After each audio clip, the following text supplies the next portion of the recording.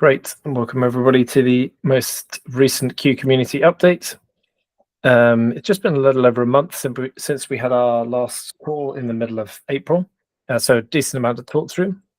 We're actually going to start by talking sort of more on a top-down way through releases and our plan for upcoming releases, as well as releases that we've done since the last call, really because the releases are sort of helping to frame what it is we're working on, and also structure it in terms of what's going to happen when, bluntly.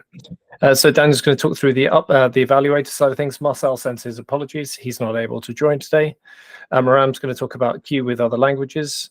Roger is also away, so I'll give us a chat through modules, returning to Daniel, talking through encodings, qlang.org and docs and content, as well as some LSP updates. I should have deleted the last point, community updates, because Dominic is also not here either. As I said, just over a month since the last call, this is a quick refresh on the fact that we talk about release projects and roadmap projects. They're linked there under the github.com link. Release projects are exactly what they say, and roadmap projects really capture the focus areas of the project in a bit more detail in terms of the scoping of things that we're working on as well. So without further ado, I'll hand over to Daniel for the release updates. Cool. So we've been busy. We've done quite a number of releases since the last time we spoke in mid-April. So we did do one backport release to backport a single qget-go fix where it wouldn't properly handle transitive dependencies. That's fixed now. Then we did Alpha 2, which came right after the last call, which added the Q experiment flag for command Q for the new evaluator and many small changes. Alpha 3 basically added qmod publish with source, and if you go look at the release, that explains what that is, many more small changes. Alpha 4 was one where a lot of work happened, but nothing significant major stands out, but it's basically more fixes and more changes. Alpha 5 enabled the modules experiment by default, and we'll talk about that more later. And we also added the eval-v3 new evaluator experiment to the Go API. And again, we'll talk more about that later. And surprisingly, more small changes. The release that's coming up, we were thinking about whether or not to call it RC1 or Alpha 6, but we're leaning towards RC1 for now. We're aiming for the end of this week. It's mainly to fix regressions and issues that have been spotted by us enabling the modules experiment by default. Because when we enabled it, it was used for all the tests, but of course that meant that many users that were tracking master or the latest alpha were also using it now. So quite a few regressions have been spotted. Mainly one is, the main one is 3155, which is a regression where when loading a single package, we would now inspect the whole module and all the directories, which can be slow on a monorepo. And then 0.9.0 should follow up a week after eval goes smoothly, but we'll see what kind of regressions are reported.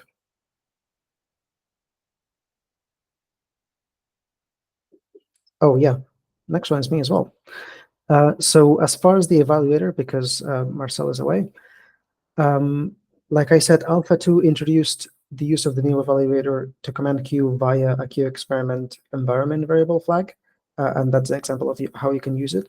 In general, if you enable this, command Q should work as before, maybe a little bit faster. In practice, there's still a few known regressions, and the performance might not be strictly better because plenty of optimization work remains to be done, but you can use it and you can try it. Alpha 4 did the same, but for the Go API, which was a significant amount of work because the Go API effectively builds on a lot of the internals of the core evaluator, and those internals have changed with the new evaluator, unsurprisingly. And you can use it via a Q context option called evaluator version. And we're calling this new evaluator eval-v3. The v3 doesn't mean anything in particular. It's just a version that we decide. And then a feature one could be v4 to specifically name each one of them. And as an idea to give you all an idea of the amount of effort that's been happening in the evaluator in the last month or so that we haven't done an update for, Marcel has done 125 commits, pretty much every single one of them in the new evaluator since Alpha 1. And Alpha 1 came out, 6-7 weeks ago? So that's a lot of work.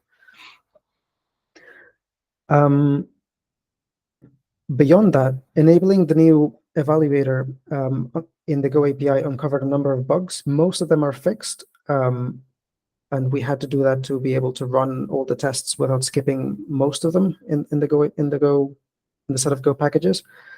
A few minor regressions remain that will be fixed, but for the most part, the Go API with the new evaluator works. So it should be okay for most programs. As far as the core evaluator goes, all of its tests are now enabled with the new evaluator. There are 0 skip tests. If you remember the graphs that Marcel was showing in previous calls, we do not skip any tests anymore, which is a big step. And about a dozen major regressions remain in terms of known bugs in the new evaluator. That may seem like a lot, but we're talking about just a dozen now. It's not an unknown number of problems because of unfinished features. Now we're just talking about a small set of bugs remain. And as far as the speed, Marcel and I don't want to give any strong ideas in terms of what the performance will be like, but one quick signal that we can see is that running the core test suite with the new evaluator takes about 83% less time than with the old evaluator. Plenty of optimization work remains to be done. And like I said, this is not scientific by any means, but it's a very good signal. And Marcel does post regular updates in the issue 2850. And I believe the next one should be due soon. And finally, like I mentioned, we plan to release 0.9.0 soon, ideally in a week's time, more or less. And it will be released with the evaluator work as it is on master at that point. So we're not trying to block the release until the evaluator reaches a particular milestone. The top priority for the coming weeks for Marcel continues to be to reduce the known bugs and major regressions. And part of that will be also testing with all the projects that have been added to Unity recently. Because so far the priority has been to make sure our tests pass, and the next step is Unity as the extended test suite, if you will. And the plan then is to enable the new evaluator experiment by default once we are confident that the vast majority of Q users should not see any significant regressions. We don't think we're there yet because, like I mentioned, about 12 significant regressions remain that we're aware of. But once we get past those and Unity, we should be in a good position, I think. And lastly, I just wanted to thank everybody who's already been testing the new evaluator and raising bugs. We already have, I believe, 4 or 5, which is, we could say it's good because people are testing it, but more bugs is also not good. So I'll just say it's good progress. Yeah, huge thanks to everyone who is helping to test out on that side of things. Just to emphasize that last point that Daniel talked about, which is that the main focus on the evaluator roadmap side of things is to flip that default to the new evaluator as soon as possible. As in, we're trying to sort of clear everything away on the evaluator side of things to enable focus on that work. Because then what that allows us to do is just do work on the new evaluator and sort of start to then progressively drop the old evaluator, which from a performance perspective is a good thing, because then we can focus on enhancements, etc., to the new evaluator. But it also just clears plenty of headspace to move on to other parts of the project that need attention as well. So that is just the singular focus at the moment right now on the evaluator side of the project.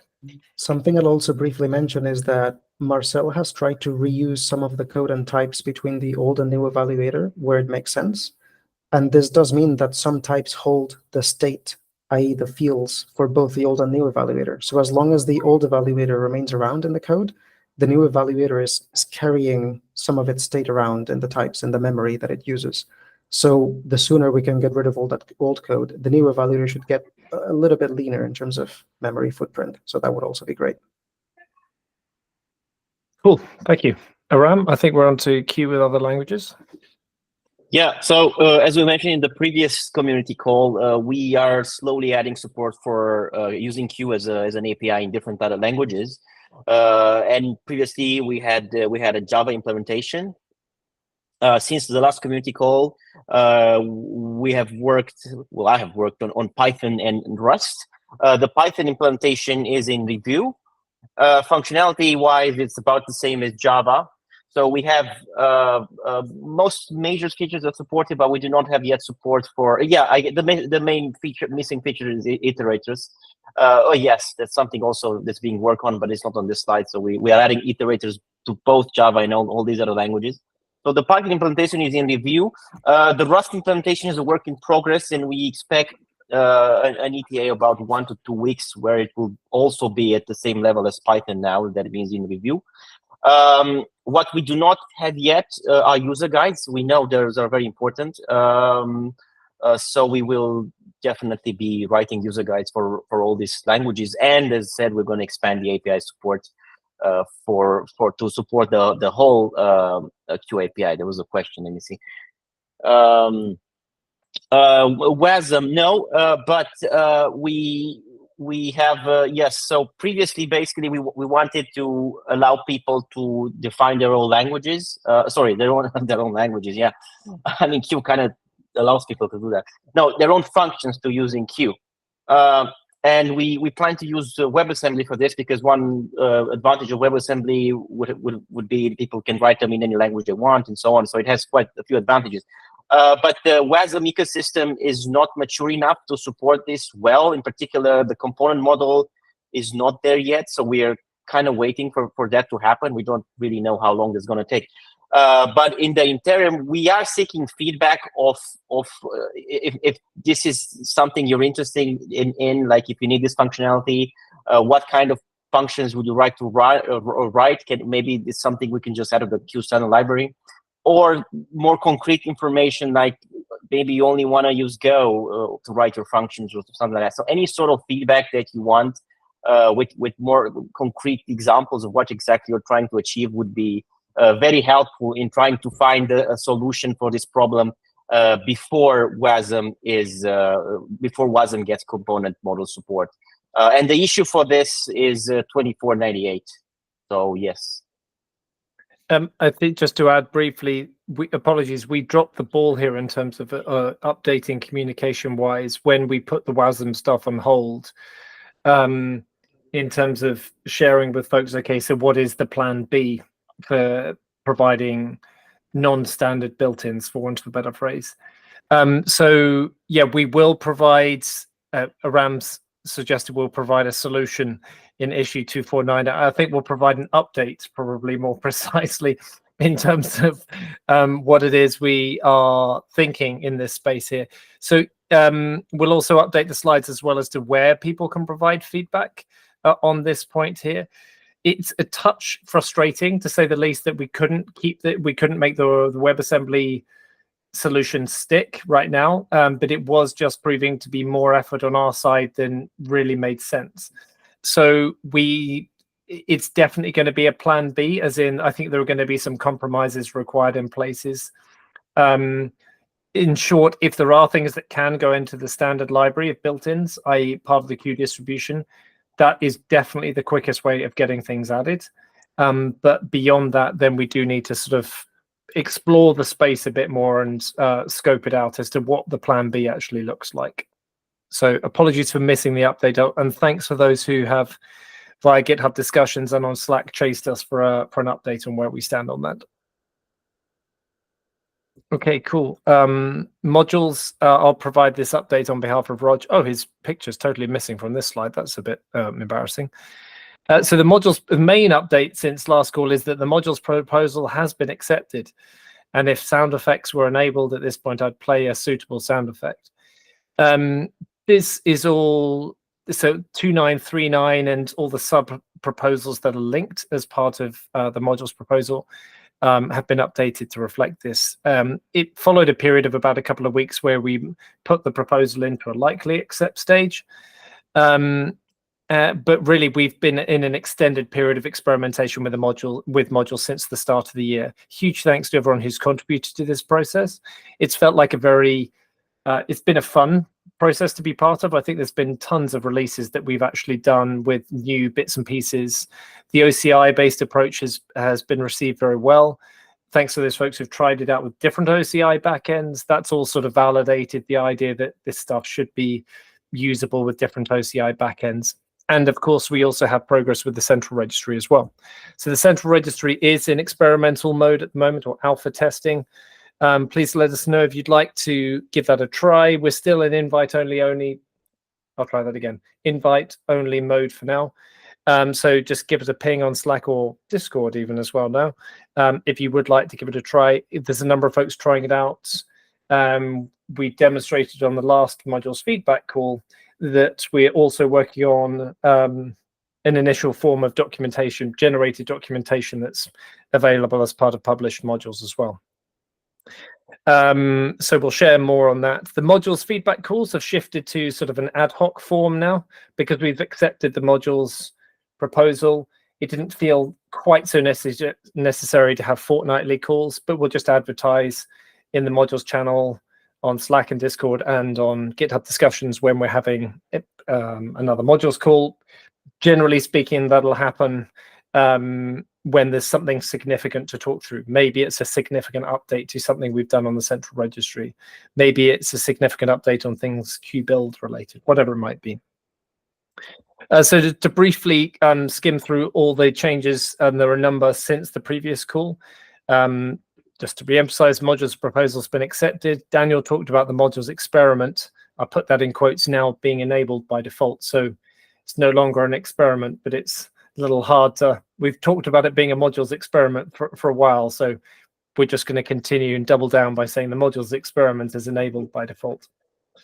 Will the doc generation be coupled to the central registry? That, Noam, is a good question. We are implementing it right now via the central registry, but there's nothing that we're using that isn't available via, I'll try and say that more precisely. Everything we're doing documentation generation-wise is available via the existing Q APIs. And so we're just kicking the tires on it as part of the central registry at the moment. Folks who want to run effectively the equivalent of the central registry at their in like a company setting have pinged us asking the same sort of question. We're just sort of experimenting with documentation generation right now, but it's all using the existing Go API for now. And that's the plan, is that much like with Command Q, we don't want to be using anything internal. We want everything that Command Q can do, as sort of like a different example, to be available via public APIs, so that you could, if you like, write your own Command Q. The same is true of documentation generation as well. So in theory, it would be entirely possible to re-implement such documentation generation as projects like Timoni and others are doing. They're just generating their own documentation for in slightly more specific situations in those cases. So just returning to the updates on what we've done since last time, we also had a good discussion about what files go into a module, and that precipitated us adding the concept of a source field, and Daniel referred to that earlier on. That's now a requirement when you come to publish a module, and where VCS is a source, i.e. Git in this situation, then we also add metadata information to publish modules as well. And that's something that with the central registry we'll be using to effectively attest that a published module did indeed come from a specific commit, for example. So that's very similar to Go's, the assurance you get with the Go module, that actually it came from a specific commit. So we'll have that in the central registry. We've added a number of flags to sort of help with people surfacing what files will go into a module. And so the dry run and JSON flags help as far as that's concerned. Qmod init is made a bit more user-friendly by adding a -- source flag. So you can say up front whether it's coming from Git or self. And self is basically where it just reads from the files on disk, doesn't use any sort of VCS commit information to say what files should be included or not. And we started added language.version to the module.q file, and that's now mandatory, and that helps us to decide whether certain features are enabled or not. And I think we might actually be enhancing that a tiny bit further in a future release, but we'll share more details in the upcoming community update. For those folks, now that we have flipped the default to enable the Q modules experiment by default, we've added Qmod fix. For folks who were on, if you like, the previous version of modules, to fix up their module.q file in such a way that things should just work straight off the bat. Q registry equals none is the way of effectively spelling that you don't want a particular module path to, or you don't want something to resolve at all. That could be a specific module path, or it could just be like the default you want to fall through to effectively resolving to nothing. Qmod edit is very similar to Go mod edit and sort of programmatic editing of the module.q file. Qmod resolve is a way of understanding which registry you would resolve to for a given module path. And one important update as far as q.mod module.q is concerned, it's now data only. So we don't support references, comprehensions, etc. as part of the module.q file. The schema is now enforced, so we limit what fields can appear at the top level, and as such, we've added a custom field where folks can really stuff any sort of data that they like, but the emphasis being on data there, because again, we don't allow sort of generic Q for now. And if folks do find themselves needing or finding that the data only restriction is a bit too restrictive, just let us know and we can reevaluate that. No pun intended. So on the modules roadmap, what's next? We linked to the modules roadmap. We're continuing to update that.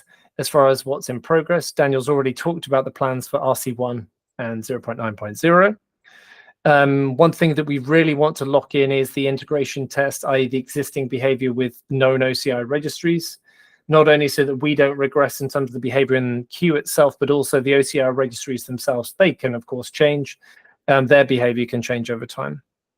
And it sort of has felt like for the last couple of modules update calls, we've been talking about getting modules quotes done so that we can move on to the central registry and publishing schemas for well-known services. That is the main focus of what we will move on to. So this is why we're, albeit on a tiny bit of a delay, trying to get 0.9 out there as quickly as possible. Obviously, trying not to rush it, not trying to introduce performance regressions, but it is just taking a bit longer than we had anticipated to sort of get it over the line. But great that we've been able to accept the modules proposal, that we're planning for the default to be on for 0.9.0, and then that work properly begins in earnest. So this is having a bit of a knock-on impact in a couple of other areas of the project, and this publishing schemas for well-known services is one of them. So thanks for bearing with us on that. But thanks to those folks who continue to sort of help explore the module space. That's it on the module side. Daniel, anything that I miss on that you can think of? The only thing that comes to mind is that if anybody is running master and notices either any more regressions or hopefully not, but any other slowness, please let us know, because we're, like I said, we're aiming for the RC by the end of this week. Great. I'll leave you to encodings.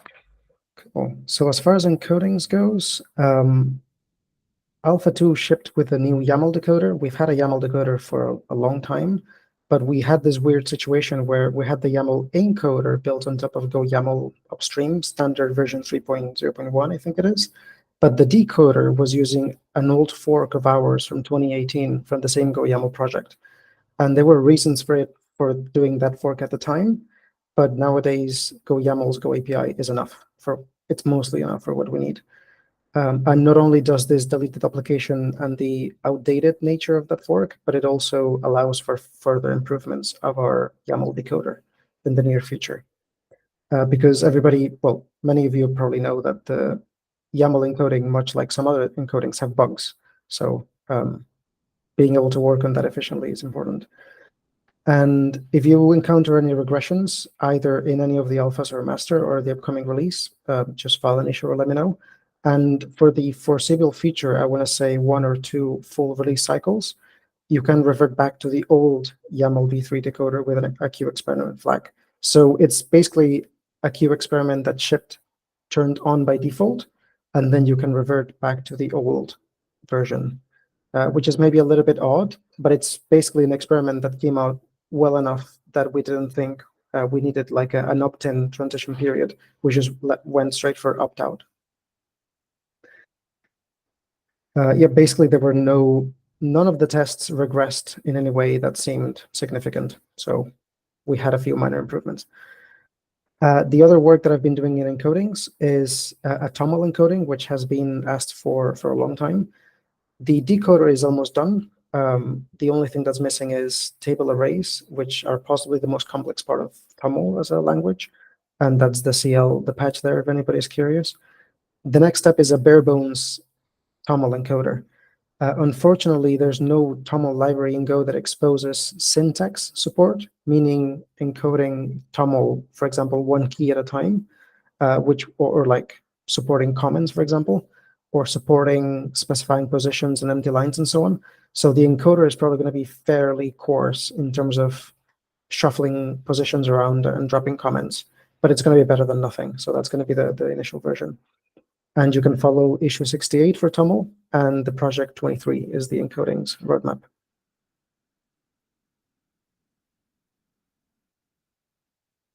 Oh, forgot the mute. Great, thank you.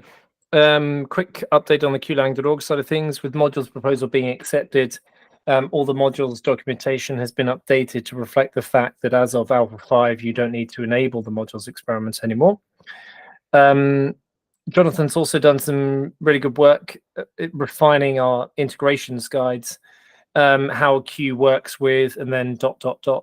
And this sort of really builds on the work that Daniel's doing on the encoding side of things. The encodings are such a critical part of Q itself that there needs to be a very good, clear story as to how Q operates as an interlingua between these different languages, and the power of it to act as an interlingua. So that you can create this sort of logical single source of truth. But before you get on to talking about a logical single source of truth, you need to sort of help somebody understand, well, how does Q work with JSON, YAML, etc. And so really these are the starting points for someone's journey. And it's typically the way in which we see Q being adopted as well, is that someone says, oh, hey, we've got a whole load of JSON data and we need to validate it in a more principled way. JSON schema is one way of doing that, but Q is obviously a very attractive option when it comes to writing succinct and clear schemas as well. So that's the goal behind a lot of these documents that Jonathan's been working on, to also make it a more user-friendly introduction to Q, basically from these different perspectives. It's of course not the only way at which you can arrive at Q, and we're also therefore thinking about the different ways you can sort of cut arriving at Q, but coming at it from a different encoding is a very good starting point. It's one of the most common entry points that people find. Then, of course, with Q being able to speak these different languages, for want of a better phrase, then people work out ways of stitching together different parts of their workflows and different parts of configuration that would otherwise have been totally siloed. So that's the thinking behind this. We're just trying to sow those ideas that give people some quick wins and then are able to make progress getting Q sort of more widely adopted. In a similar vein, this is not just coming at it from the encoding side of things, but really helping people to sort of conceptualize some of the ideas behind Q, but in a very practically oriented way. These are two guides, capability guides, as we've referred to them, how Q enables, in this case, configuration or data validation.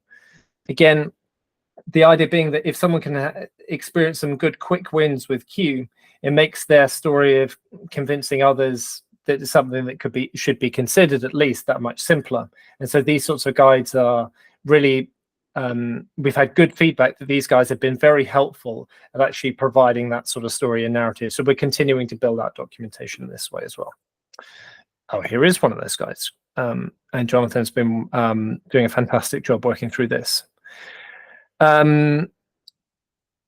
This slide, we've got a number of how-tos. Again, we've sort of, I don't think we've got a screenshot after this one, but the how-tos are those quick, short bites of Q and getting stuff done. That's someone's at work effectively when they're looking at a how-to, taking the top one there, produce a string set from a list, for example. These sorts of things are just useful things, and the search functionality on QLang.org is just now providing a really quick way for people to jump to what it is they want to do. So much better than before of sort of randomly searching on Google. You should be able to quickly find what it is you're looking for on QLang.org. Otherwise, and we're turning around bits of documentation in as little as a couple of hours at times, just get something new published up there for folks to have a look through.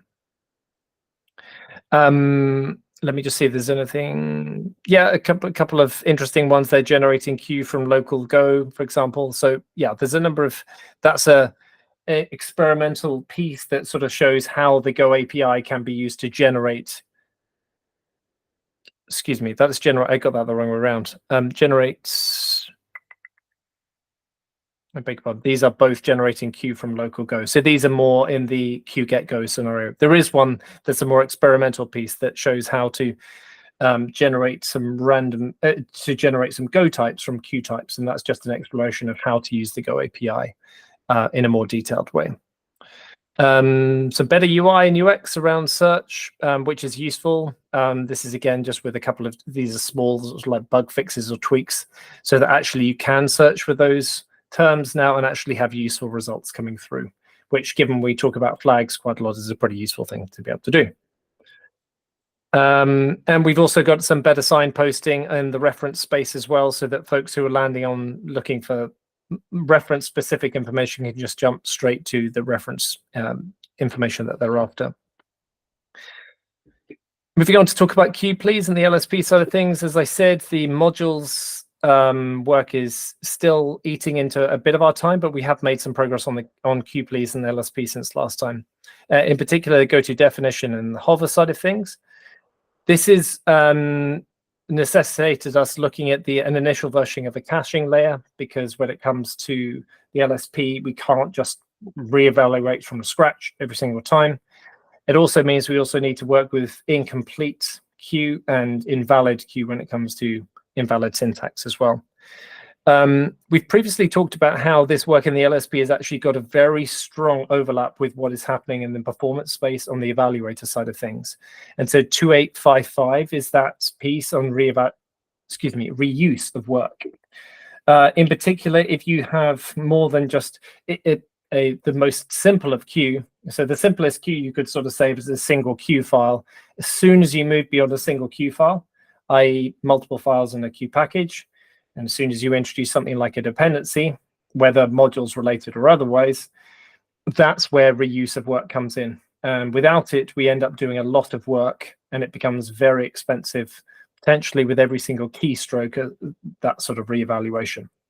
So we need to be careful in doing that and only really reevaluate what we really need to. And this has a very strong overlap with 2855, where minimally reevaluating things is one of the sort of core goals of the new evaluator work that we're doing as well. So this is the focus from an LSP perspective, is helping to actually flush out a number of the things we need to think about from an API perspective, and also like a caching layer perspective as well. So very related is the overlap with 1104, which is cancellation of things like Q evaluation runs, if I can call it that, and what API we should be offering for this via the Q.context, type. Similarly, related is the memory management side of things, because of course, with lots of reevaluation happening with the LSP, we don't want to just be building up memory over and over time. And there are a number of folks out there who similarly have long-running Go processes that also similarly don't want to consume memory, increasing memory over time as well. So a lot of this is it's absolutely having to be flushed out right now in terms of what we do. We could and will be landing initial versions of these methods without caching, but that is going to be a very limited use in anything but the most simple examples, which isn't, from a practical perspective, the most useful thing. So we're not trying to boil the ocean with these things. At the same time, we're trying to provide something that actually provides a practical, usable LSP for non-trivial situations. Similarly, and related to that, we're also planning when we should introduce the IOFS support to QLoad, because of course that has an overlap with what it is we're doing in the LSP space as well, because that works with effectively a virtual file system. So continuing to work on editor agnostic tests, but the next steps are to land the initial versions of go-to definition, and hover to complement formats. But these will be the non-cached versions. And so then off the back of that, we'll work on effectively fixing those by adding caching in various forms. It'll be limited to start with, but we'll be building it out in conjunction with the work that Marcel's doing on the evaluator to be more efficient over time, more efficient in terms of reuse of work, but also in terms of memory management as well. And it might come to the point where we only enable the LSP for the new evaluator, because we start leveraging features in the new evaluator. We are not at that point yet. It might also be that we choose to do that in terms of limiting the configuration surface of the LSP as well, so that we don't have to make it have too many bells and whistles and knobs on the LSP to configure it, because that also quickly becomes a configuration soup. But again, we're able to, if we did have to do that, we're able to leverage a lot of the work that's already gone into GoPlease in terms of having remote shared instances of the LSP that can be driven by the same configuration. So that is it on the LSP side of things. Again, the one point I did want to make on this is we're not tying a specific release to the LSP, just as we're not tying a specific release to the evaluator. The only release we sort of tied some work to is the modules work that will be enabled by default in 0.9. Otherwise, we're trying not to target specific releases, because otherwise that causes blockages. We're just trying to get stuff out there as quickly as possible. Hence, the QPlease stuff will just sit alongside Q in upcoming releases. When there's a significant update on the LSP, for example, the point at which we move away from using QPlease as a separate binary to Q, that might warrant a specific release in and of itself, but we'll communicate that nearer the time. For now, just like with the new evaluator, we're just going to start continuing to push stuff out there in releases and just communicate what changes are happening in each of those releases. I think that's it from the LSP side, and so we leave plenty of time if folks have any questions or things they want to go through.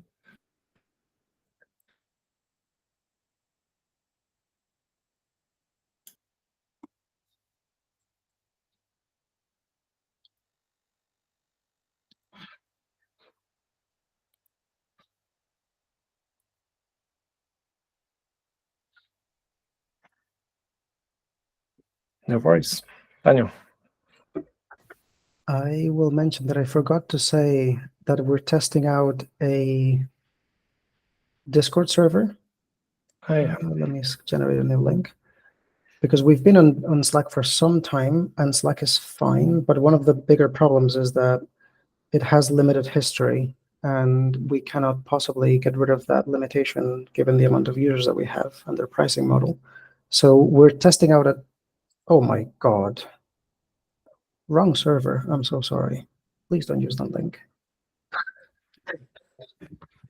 Why do I do things live? Yeah, please don't use that link. It should be, there should not be any issue from you using it, but please don't use it. Wrong server. There we go. This last one. We're sticking with Slack for the time being, but join Discord if you want and let us know how it works. We're pretty much just testing it out. Cool.